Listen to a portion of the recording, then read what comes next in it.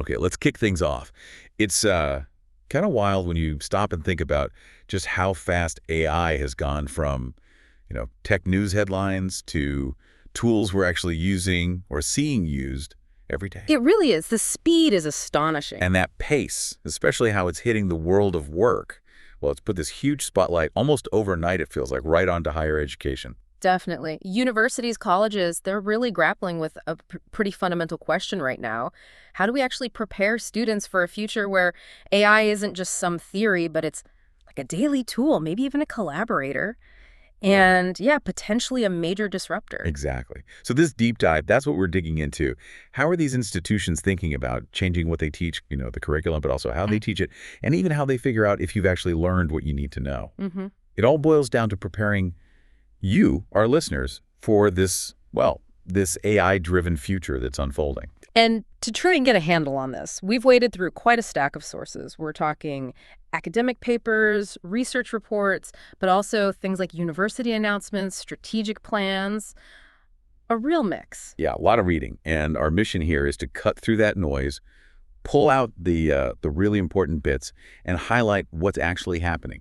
How is higher ed adapting? What are the big hurdles? And, most importantly, what's it mean for you, whether you're studying now or just thinking about the future job market? Okay, so let's start with the why. Why this sudden, intense urgency for universities to act now? Well, the sources are really clear on this. AI isn't some, niche thing anymore. It's fundamentally changing pretty much every industry, impacting almost every job. It's not just about staying relevant. No, it's more than that. It's about being equipped to actually be part of the change, maybe even lead it. Right. And employers, they're not waiting around. The sources show they're already expecting, or soon will be, that graduates have some level of AI literacy. There's a skills gap opening up.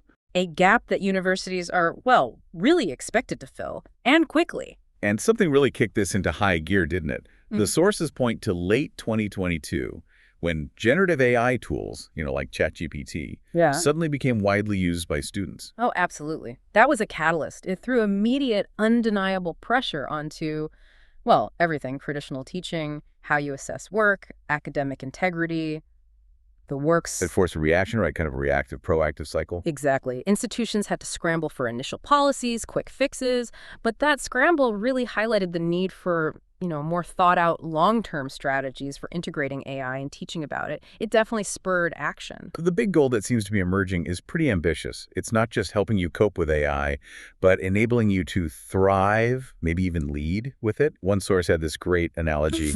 The bilingual one. Yeah, that students need to become sort of bilingual, fluent in their main subject, history or engineering or whatever, but also fluent in how to apply AI ethically and effectively in that specific field.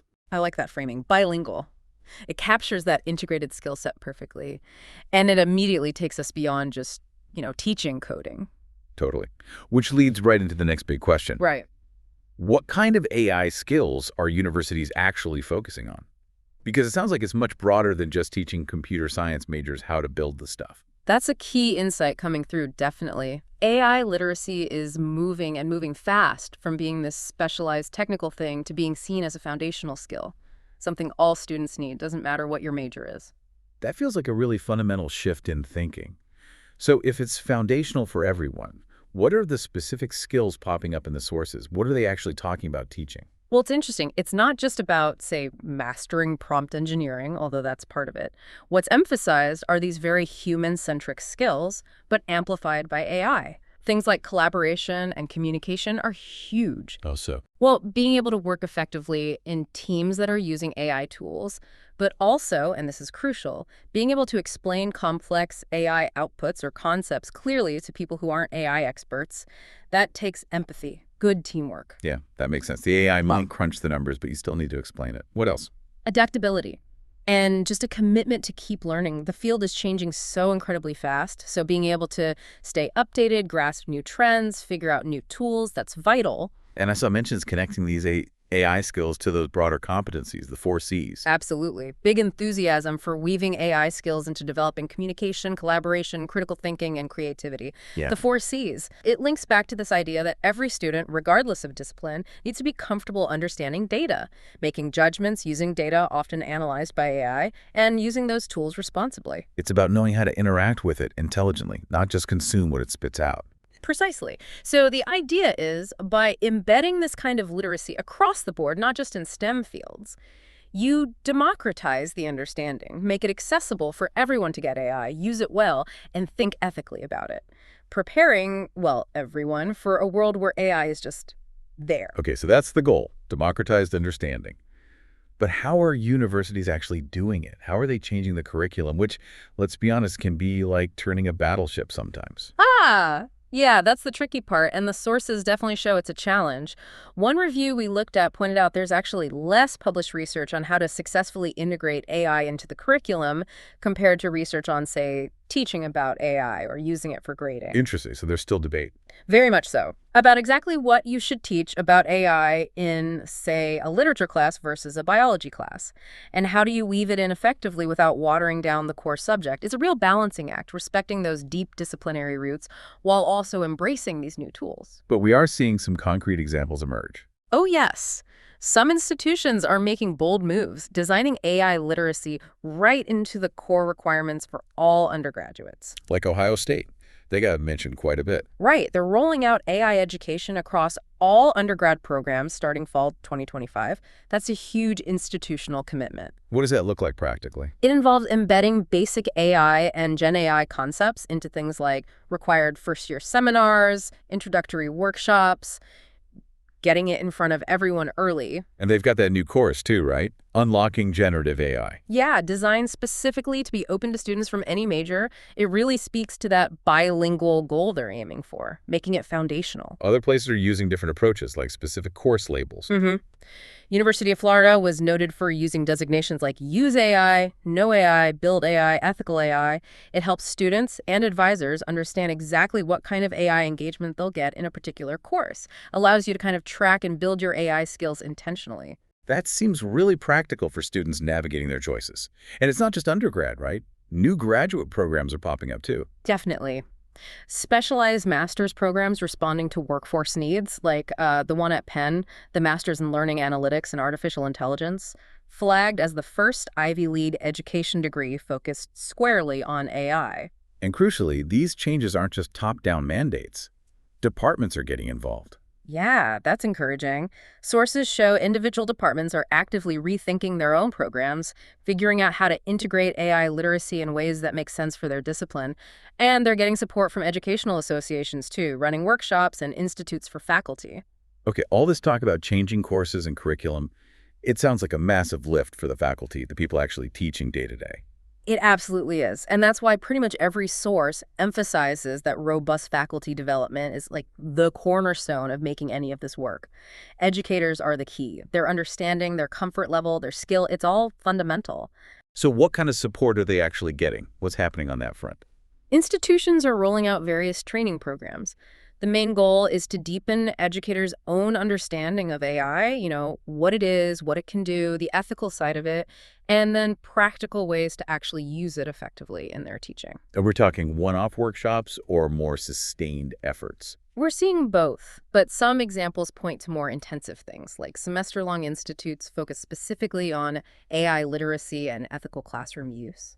So the aim is helping faculty learn to teach in this new AI environment, become critical users themselves, and ultimately feel ready to prepare their students for AI-integrated careers. Exactly. And it's not just theory, it's also practical support, helping them figure out, how do I design an assignment that uses AI ethically? How do I need to change my grading now that students have these tools? How do I handle academic integrity?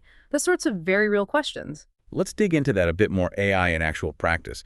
What are some specific ways the sources see AI being used constructively in teaching and learning? And what are the practical hurdles? Okay, one big opportunity that comes up repeatedly is using AI for automated feedback on, let's say, the more technical aspects of writing, checking grammar, spelling, citation style, that kind of thing. The idea being it frees up the instructor. Precisely. Frees up their time to focus on the really important stuff, the student's reasoning, the strength of their argument, their critical thinking, their creative insights, things AI isn't great at assessing. That could be a huge time saver for instructors. And what about AI helping students practice skills, like asking questions? Yeah, that's another potential use. AI chatbots could handle a lot of the basic factual questions students have, giving them immediate answers. But more than that, it gives students a chance to practice formulating good questions and then critically evaluating the answers they get from the AI. That evaluation skill is crucial. Interesting. And are the sources looking even further ahead towards more complex AI assessment models? They are. There's talk about using AI, say, before class to get a baseline of student knowledge, maybe during class to analyze engagement patterns, though that raises obvious privacy flags, and then after class to help tailor assignments or even predict who might need extra support. But there's a strong caution about relying only on AI, right? Especially for assessment. Oh, absolutely. A very strong emphasis on the need for the human element. Even with sophisticated AI, the consensus is you need to combine AI-generated feedback or analysis with human judgment. You have to keep human values, ethical principles, and that nuanced understanding in the loop. So AI augments, it doesn't replace the educator. That's the clear message, augments, not replaces. The educator's role is seen as evolving, maybe becoming even more vital for things AI can't do, mentoring, inspiring curiosity, building empathy, fostering that deep critical thought. Okay, that makes sense. So if AI is a tool students can use, what are the practical ground rules emerging from universities for you, the listener, wanting to use AI in your studies? Yeah, several sources laid out common themes in institutional guidelines. First, and this is key, the decision to allow AI or not usually rests with your specific instructor for that course. And they often stress that using AI inappropriately or relying on it too much can actually get in the way of you developing your own thinking and writing skills. So, rule one, check your syllabus and follow instructor guidance. Makes it, and transparency is a big one. Huge, non-negotiable, really. If you use AI substantially for generating content, you must disclose it. That usually means saying what tool you used, when you used it, and often including the specific prompts you gave it. Some places might even ask you to keep a copy of the original AI output. So no simply copying and pasting and calling it your own work. Definitely not. The consistent message is AI is a starting point. Maybe it helps you brainstorm, draft, or find information, but it's not the finished product. You are 100% responsible for checking everything it gives. It gives you proofreading, editing, and critically fact-checking. Accuracy is on you. Authenticating the work is on you. And there's an ethical dimension beyond just plagiarism. Right. Often guidelines mention ensuring your use of AI and the output doesn't reinforce or create biases, using the tool responsibly in that broader sense. That's quite a list of responsibilities for students. It really highlights the tightrope universities are walking, especially around academic integrity and just responsible use. Which brings us neatly to the wider ethical minefield. It really does. Because integrating AI isn't just about tech or teaching methods, it's deeply ethical. One major challenge flagged up constantly is algorithmic bias. Explain that a bit. Well, AI learns from data. If the data it learns from reflects existing societal biases, racial, gender, socioeconomic connoisses, the AI can end up not just replicating but actually amplifying those biases. That could lead to unfair outcomes in admissions, grading, resource allocation, you name it. Tackling that needs critical examination of the AI and often input from lots of different disciplines. So universities are kind of caught in this push-pull between wanting to use these powerful tools and needing to be incredibly careful about the ethical pitfalls. Exactly that, a real strategic tension. They need to encourage experimentation, see what AI can do, but at the same time, they have to put up flexible rules, some sources call them guardrails, to prevent harm, but without completely stifling innovation. It's a moving target. And access is another big ethical piece, right? Making sure everyone benefits. Yeah. Hugely important. First, just the practical challenge of making sure AI tools and the needed tech infrastructure work across the whole campus. But more fundamentally, ensuring all students, whatever their background or financial situation or disability status, have equal access to these tools, the training, the support.